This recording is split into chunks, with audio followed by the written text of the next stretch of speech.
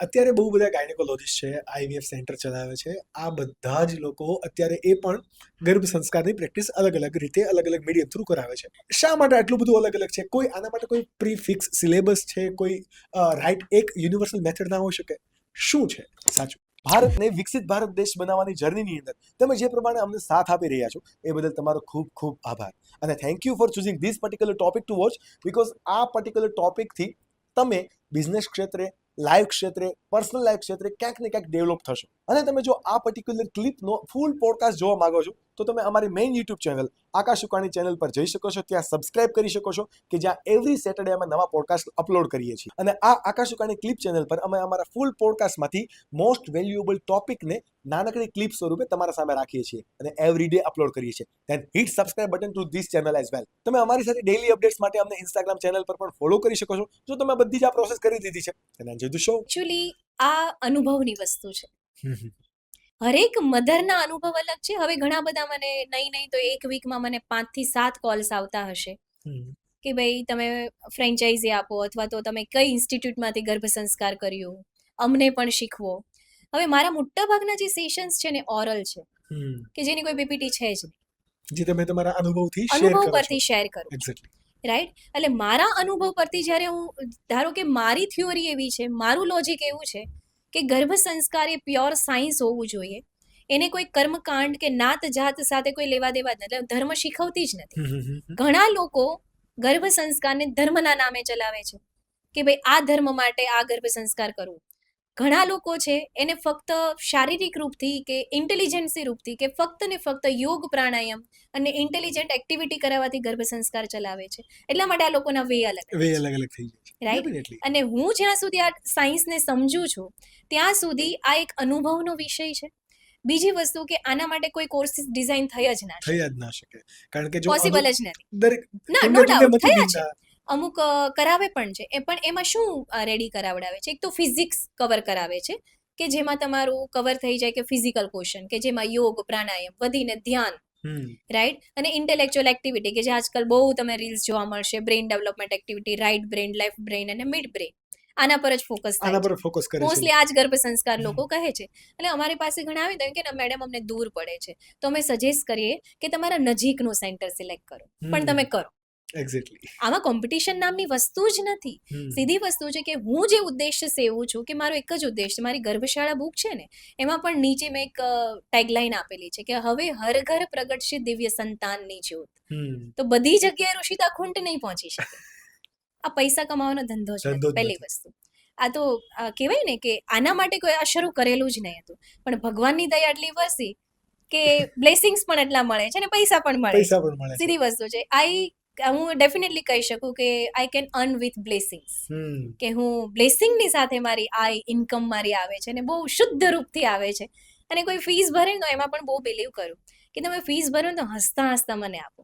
કેમ કે આનાથી ને જો મારી છોકરાની વસ્તુ ખરીદીશ, મારી વસ્તુ ખરીદીશ તો એ શુદ્ધ અને સુલક્ષ્મી હશે તો જ એ મને ફળવાની. 500 રૂપિયા ઓછા આપો ચાલશે, પણ તમે એકદમ હસીને આપો, કેમ કે લક્ષ્મીનો પણ જાદુ હોય છે. એટલે આના માટે કોઈ યુનિવર્સિટી નથી. ઘણા લોકો કરાવે પણ છે, પણ તમને કીધું એમ ફિઝિક્સ સમજાવે છે. પણ એનો સરસ કોર્સ એક એ લોકોએ ડિઝાઇન કર્યો છે કે જે લોકો મતલબ આ ક્ષેત્રમાં આગળ વધવા માંગતા હોય અથવા જે પ્રેગ્નેન્ટ મધર હોય તો એમાં સરસ મજાનું બધું શીખવવામાં આવે છે. અને એમાંથી મેં એક પ્રેયર પણ લીધેલી કે હે પ્રભુ વિનવું તને હું આજ મનના ભાવથી, દેજે મને સંતાન એવું જગદી પાવે જ્ઞાનથી. એ પ્રેયર એ ગાંધીનગર ચિલ્ડ્રન યુનિવર્સિટી જે છે.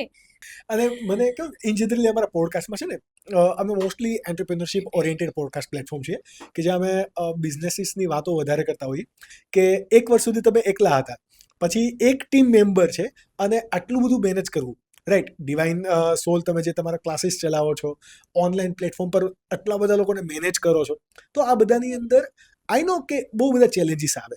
ટેકનિકલ ચેલેન્જીસની સાથે ફેમિલી પ્રેશર હોય, સોશિયલ પ્રેશર હોય, ફાઇનાન્શિયલ પ્રેશર હોય, આ બધું જ. તો મારે તમારી આ એક સ્ટોરી સમજવી છે કે ક્લાસીસ કરાવવા, નો ડાઉટ તમે નક્કી કરી દીધું, બટ બિઝનેસની આ જર્ની તમારી કેવી રહી? બિકોઝ એ અમારા બધા જ ઓડિયન્સને ઇન્સ્પાયર કરશે. કારણ કે ખાલી તમે કોઈ વિમેનની અંદર કહેવાય ને કે ગર્ભ સંસ્કાર માટે માહિતી નથી આપતા, એમને ટ્રેન નથી કરતા. તમારું વ્યક્તિત્વ એ છે કે જેનાથી એ તમને સિલેક્ટ કરી રહ્યા છે. તો મારે એ સમજવું છે. સર પહેલી વાત તો એ કે જ્યારે મેં આ જર્ની શરૂ કરીને મેં તમને કીધું એમ ક્યારે મેં આવી આશા રાખી જ નહોતી કે આ સ્ટેજ પર જઈને મારી જર્ની હજી પણ આગળ વધશે અને ભગવાનની દયાજી આગળ વધી રહી છે પણ સીધી વસ્તુ છે કે મેં અત્યારે હું હાલ બેચ સેન્ટર ચલાવું છું હું ક્વોલિટી વર્કમાં માનું છું ક્વોન્ટિટી વર્કમાં નથી માનતી કે અલગ અલગ જગ્યાએ બ્રાન્ચીસ સ્ટાર્ટ કરી દીધી આ તે તમારો ક્વેશ્ચન અલ્ટરનેટિવલી એ છે કે how you manage your personal life and professional life હું જોઈન્ટ ફેમિલીમાંથી છું અને અમે 4 પેઢીઓ એક સાથે રહીએ છીએ ક્યાં વાત હે રાઈટ એટલે 4 પેઢી અમે સાથે રહીએ છીએ એટલે મારું આ પાર્ટ ટાઈમ છે અને તમે બિઝનેસની વાત કરી એટલે મારો પાર્ટ ટાઈમ બિઝનેસ છે રાઈટ હું ફૂલ ટાઈમ નથી વર્ક કરી શકતી અને મારી ટીમમાં અત્યારે એક જ વ્યક્તિ છે જે મારી પાછળ મારું બેકએન્ડ હેન્ડલ કરે છે બીજું કોઈ નથી એટલે ઘણાને એવું થતું હશે કે બહુ બધી ટીમ છે એડિટિંગ માટે આ તે કંઈ જ નથી મને ટાઈમ હોય તો હું રીલ શૂટ કરીને મૂકું અને જે ઇન્સ્ટાગ્રામ પર તમે જે કન્ટેન્ટ જોવો છો ને 5% જ છે 95% તો તમારી સામે આવ્યું જ નથી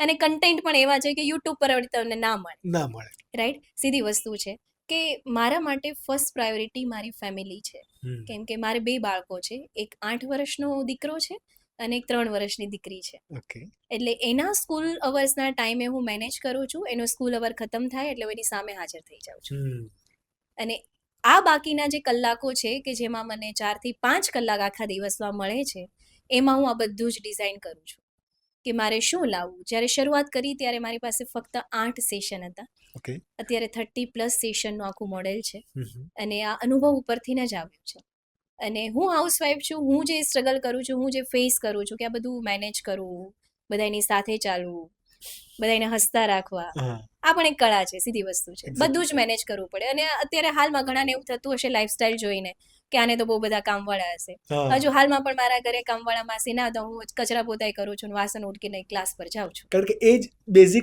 આપણા ક્લિયર છે ને એ બેકગ્રાઉન્ડમાંથી જ આપણે આવ્યા છીએ સિરિયસલી અને એ આપણું બેઝ છે અને ભૂલી જ ના શકાય અને હાલમાં પણ 3 ટાઈમની રસોઈ હજી હું જ બનાવું છું સીધી વસ્તુ છે હજુ મારા ઘરે કોઈ કુક નથી અને હું એમાં માનતી પણ નથી અને રાખીશ પણ નહીં ભવિષ્યમાં કેમ કે મારે મારા જ હાથનું બનાવીને મારા ફેમિલીને જમાડવાનું છે ક્યારેક ઠંડુ મારા ફેમિલીને ખાવું પડે છે એના માટે મને ઘણીવાર રિગ્રેટ પણ ફીલ થાય છે કે હું મારા ફેમિલીને ગરમ જમવાનું જમાડી નથી શકતી કેમ કે સવારમાં વહેલા મારે ક્લાસ પર જવાનું હોય એટલે બનાવીને જવું પડે અને સાસુમાં પણ ઘણી જવાબદારી હું ના હોય એટલે ઘર આખું સંભાળે એટલે મેઇન બિગ થેન્ક તો મારા સાસુમાને જ કે ભાઈ મારા પાછળ આખું ઘરનું તંત્ર મેનેજ કરે છે અને જોઈન્ટ ફેમિલી ગેસ્ટ વાળું ઘર હોય એટલે અમુક સમયે જે હોય કે ગેસ્ટ ના ઘરમાં હોય એટલે મારી ગેરહાજરીમાં પણ એ ઘર સંભાળે અને આ પર્સનલ લાઈફ થઈ ગઈ એની સાથે પ્રોફેશનલ લાઈફ આ જ રીતે મેનેજ થાય કે પાર્ટ ટાઈમમાં જ હું આ કરું છું અને બીજું એ કે મેં ક્યારેય મનીને મારો ફર્સ્ટ પ્રેફરન્સ આપ્યો જ નથી આ ઇનડાયરેક્ટલી મારા માટે આવ્યું છે આ સેકન્ડ પ્રેફરન્સ છે નો ડાઉટ એવું નથી કે મારે ફ્રીમાં કામ કરીને બધાને મહાન થઈ જવું છે નો